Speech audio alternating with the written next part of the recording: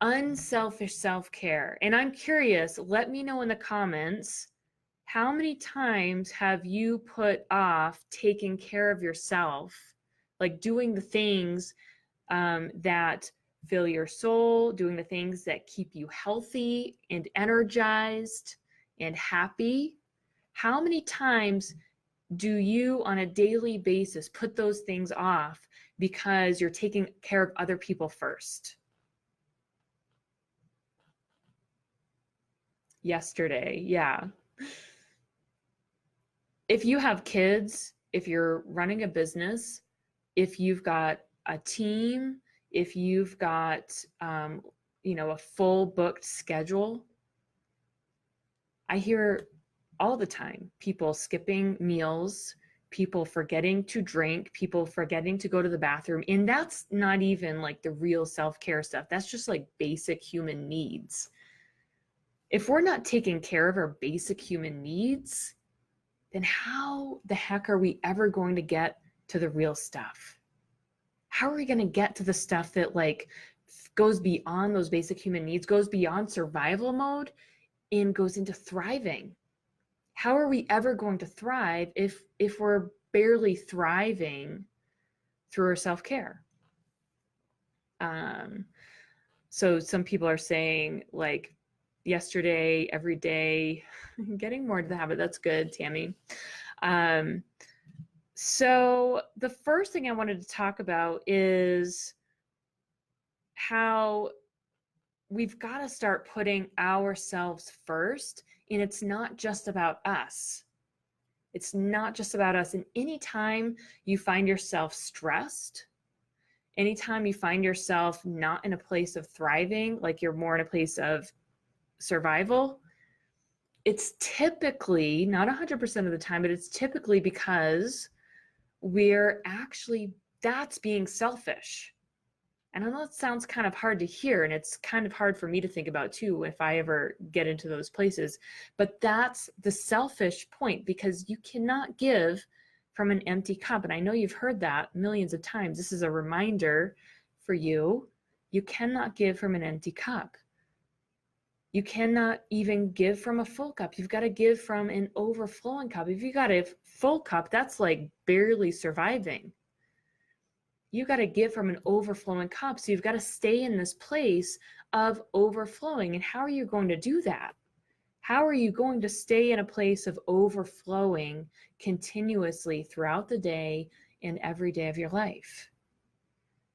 It's possible. I know it sounds impossible, but it really is possible to do that. And like I said, it's not just about you. You know, we live in this cooperative world. We as a collective humanity, we're a team. We're not supposed to be, just doing it on our own. We're supposed to be here collectively, working as a team, working in community with the other humans. And when we show up from a place of thriving, because we're taking care of our highest level needs, like not just our basic human needs, right? But when we're taking care of our highest level needs, and we're going to talk about that more tomorrow in our next episode, but when we're taking care of those things, then we have excess energy.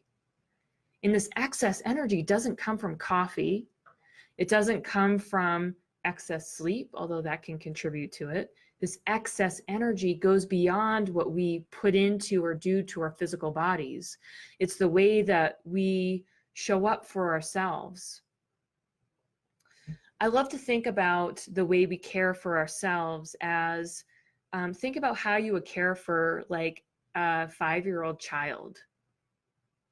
We are these 6-year-old children inside of these bodies.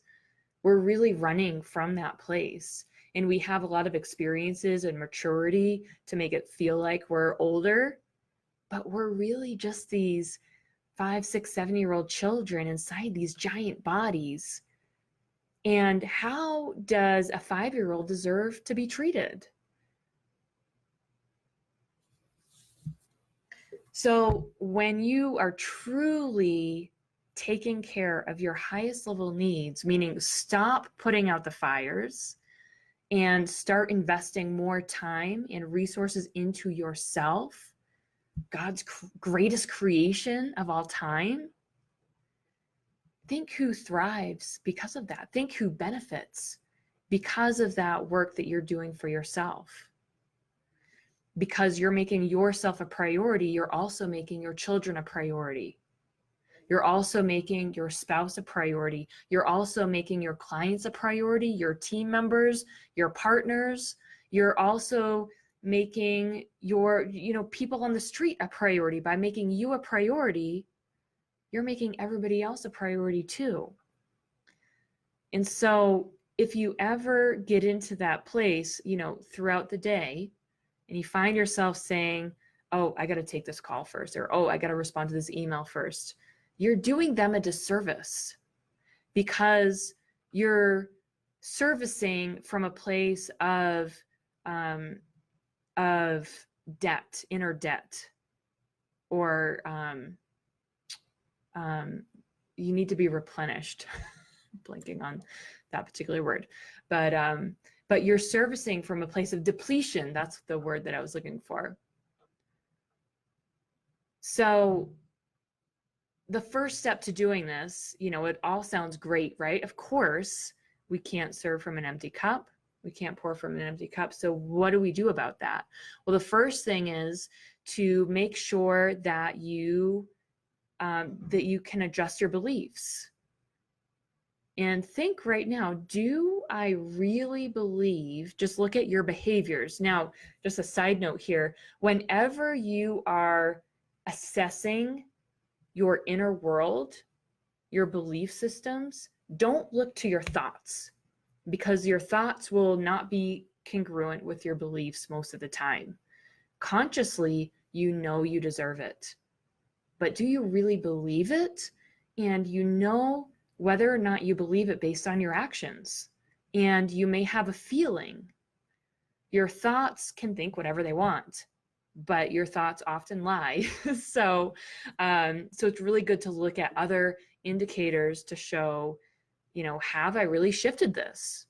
Or is this really an issue? And so to know whether it's an issue or not is look at your behaviors. Are you behaving in a way that shows that you really deserve to put yourself first? Do you have a feeling, a deep, solid feeling that you 100% deserve to put yourself first and make sure that you can always show up overflowing with energy and with resources? And if that's not the case, if your behavior isn't displaying that, and you don't have that rock solid feeling that you truly deserve it, then you got to adjust your beliefs. And you're not going to adjust your beliefs with affirmations. Like you're not going to fix this by saying over and over in the mirror, smiling, I deserve it. I deserve it. I deserve all of the wonderful gifts of the universe. That's not how you're going to adjust these beliefs. That can be like a helpful tool as you're doing the inner work, as kind of a, reprogram your thought process. But it's really not even necessary, because your thought process will change as your beliefs shift. So you got to dig down and get to the root of why you haven't been truly believing that you deserve it. And the next step is to set better boundaries with your time. And I could give like a 3-day training on just this topic. I don't have time for that now. So I'm just going to give you these 2 things. Okay. So the first one is to change your beliefs. The second one is to set better boundaries with your time. And this will happen naturally as you change your beliefs. As you change your beliefs, you're going to start not tolerating people who waste your time. You're going to stop tolerating things that don't serve your highest vision for yourself. So as you're setting boundaries with your time, realize that every moment is precious, and you don't need 4 hours a day to practice high-level self-care. You don't need 4 hours. In just 10 minutes, you can change your entire state, which will change your entire day, which can change your entire week for the better. So when you have 10 minutes sprinkled throughout your day, don't just throw those out the window scrolling through Facebook or watching Netflix or eating when you're not hungry. Take advantage of those sprinklings of moments. 10 minutes, 1 minute can shift everything. So don't take those moments for granted. All right, so basically, these 3 things that you can start doing right away: shifting your beliefs. And if you want to do something that really gets to the root of this belief that you don't deserve to put yourself first, then I have a program and I have some tools that can help with that. But shifting your beliefs is the biggest thing, and setting boundaries with your time, and really taking advantage of all of the moments and knowing that those moments really do matter, and that you can shift everything in a positive direction by harnessing those moments. So, do you have any questions or comments about putting yourself first? And who I want to know whether some people are watching this live, some people are watching the replay. Please tell me in the comments who benefits when you put yourself first. Who benefits when you thrive? And think about, maybe write this down now in a notebook. If you don't have a notebook in front of you, pause it. If you're watching the replay, write this down now. What does it mean for me to thrive? How do I behave? Like, what do I do when I'm thriving? How do I know when I'm thriving? And just write that down. That's a good, good to get aware about what that really means to thrive and who benefits when you thrive. I'd love to hear in the comments, because it's different for everybody. Yes, everybody benefits. Yeah. I mean, just walking down the street, if you're thriving, think about the energy that you're going to be emitting. Think about when you go to your next mastermind meeting. Think about how you're going to show up and how inviting your energy is going to be, and how you can connect with people on a deeper level when you are truly thriving, when you're truly overflowing with energy and with love and with passion and with joy.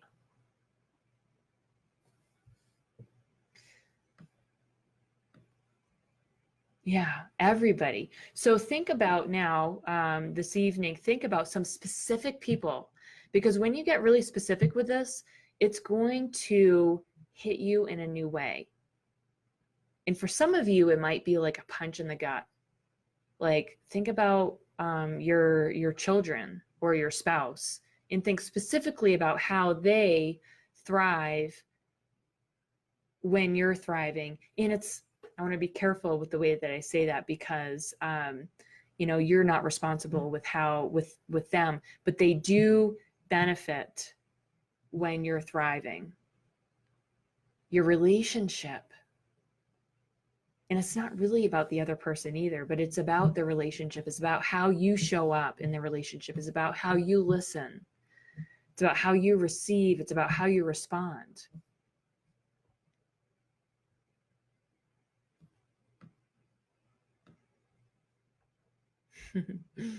Awesome, guys. Well, thank you so much for joining me this evening, and I look forward to the next few days talking with you guys about self-care and what that really means and how we can go even deeper than what people typically talk about with self-care. So have a wonderful night, and we'll talk to you soon.